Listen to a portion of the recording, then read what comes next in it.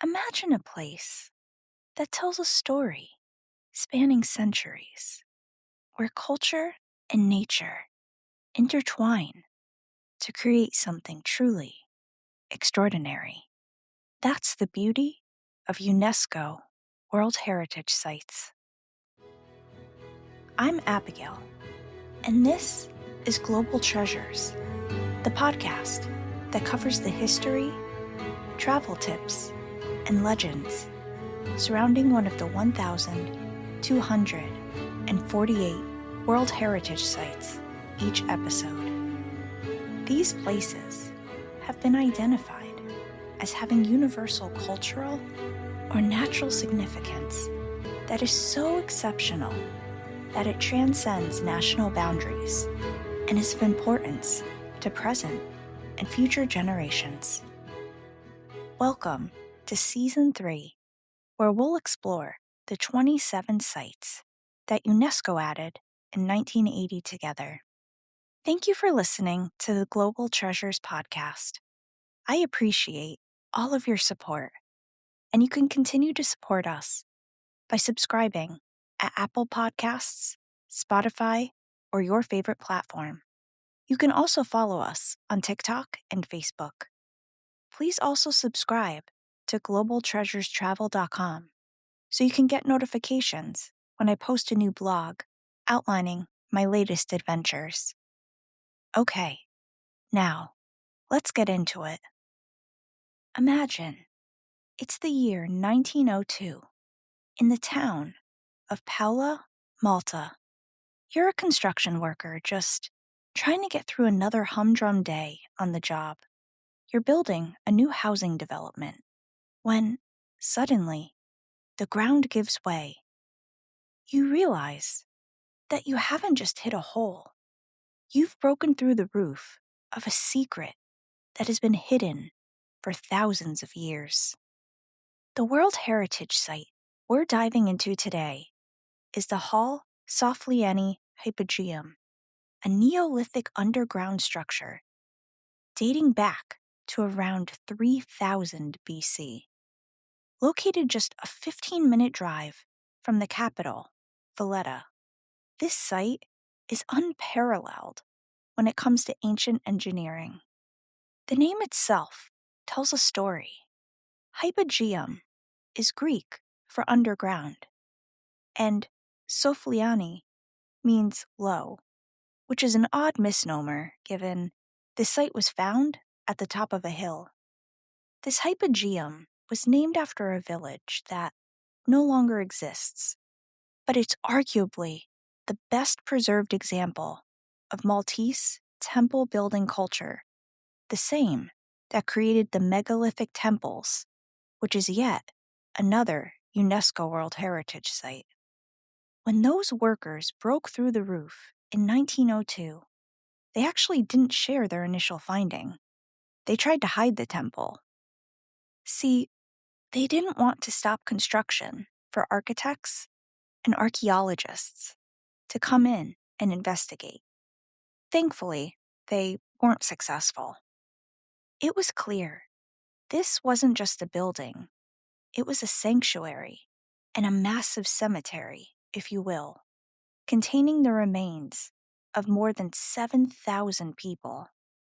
Sadly, during the first round of excavations, many skulls and burial items were discarded without being catalogued, a tragic loss for history. Once a more professional team took over, the findings were moved to the National Museum of Archaeology in Valletta so they could be preserved. And you may wonder, why did it stay untouched for so long? Well, there was once a shrine on the surface marking the entrance, but it was destroyed, effectively concealing the hypogeum from the world. It's amazing to think that this entire labyrinth, this 3-story underground maze, was carved using only flint and stone tools, no metal, no modern machinery. The upper and lower levels were mostly functional, and they didn't contain many notable artifacts. However, the middle level is where the important findings were. Inside the circular main chamber, archaeologists found the famous Sleeping Lady of Ħal Saflieni, a small clay figure that represents a woman sleeping. This is now on display in Valletta. Nearby is the oracle room, which is rectangular and has an incredibly elaborate ceiling. What it's best known for is its unique acoustics.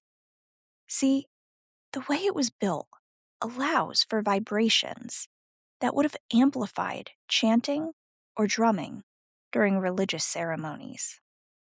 Then there's the decorated room, covered in an intricate spiral pattern and carvings of human or animal body parts, which were used for symbolic rituals.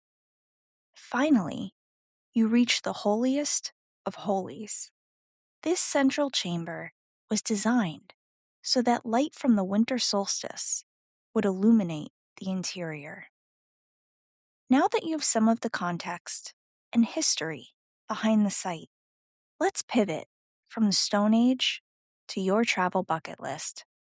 I'll be sure to post some links to help make planning your flights, hotel stay, and more a bit easier. Let's start with a bit of pre-planning. Malta is a member of the European Union, and they do use the euro as currency. So you may want to go to your bank in advance and order some so you have cash in hand while you travel. While you can use your debit card at bank ATMs for often good exchange rates once you arrive, I find it convenient to bring at least some currency with me. In terms of the best time of year to go and what clothing to pack accordingly, I always point to the weather. Malta's is dry and hot in the summer. Think around 90 degrees Fahrenheit, dropping to a range of 50 to 60 degrees Fahrenheit in the winter. If you're flying in from another country, you'll want to land at Malta International Airport, which is only 5 miles from Valletta. Pro tip here, don't expect many direct flights. Only a few European cities fly directly to Valletta, so prepare for at least one layover. Most travelers who are visiting the Hypogeum stay in Valletta and take a bus or another form of transportation to the site. In terms of getting tickets, because it's climate controlled to prevent decay, a project that cost over €1 million, I should add, Heritage Malta only allows 80 people to visit per day. As a result, I recommend the following. Obviously, book months in advance. They almost always book all 80 slots each day. Once you get to the site, there are some rules you'll have to follow. You'll be wearing plastic covers over your feet, and you'll have to use lockers for your bags, as you're not allowed to bring any personal items with you. There is an audio guide offered in multiple languages, and this tour will take about an hour. In terms of safety, there are many stairs and slippery surfaces, so be sure to wear closed-toed shoes.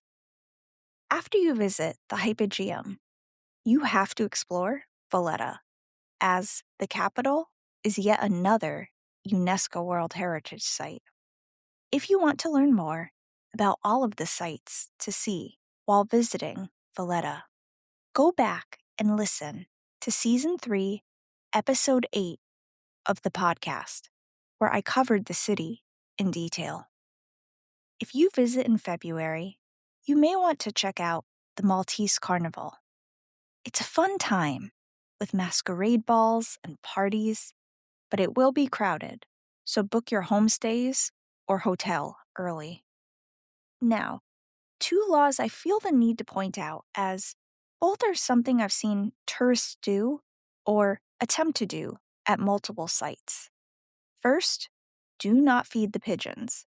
It's actually illegal in Valletta, and you can get fined for doing so. The second, do not, I repeat, do not try to remove any artifacts, rocks, or anything in general from archaeological sites. You can get fined or arrested, and this is taken quite seriously. So let's end by covering one of my favorite aspects of traveling, the food. For those who are more adventurous, try the rabbit stew. It's actually the national dish of Malta. You'll find that, generally speaking, the cuisine reflects a mix of Mediterranean, Middle Eastern, and the occasional bit of British influence from when Malta was occupied by them in the 1800s. All of this said, this site left me thinking about the fact that any place, no matter where you live on this planet, permanently or temporarily, it's shaped by the actions of humans who came long before us. As the oldest prehistoric underground temple in the world, the Ħal Saflieni Hypogeum will forever remain a fragile, breathtaking link to our past. Thank you for listening to yet another episode of the podcast. Join me next time when I'll cover yet another World Heritage Site. Until then, keep exploring, keep wondering, and keep treasuring the remarkable diversity of our world's heritage.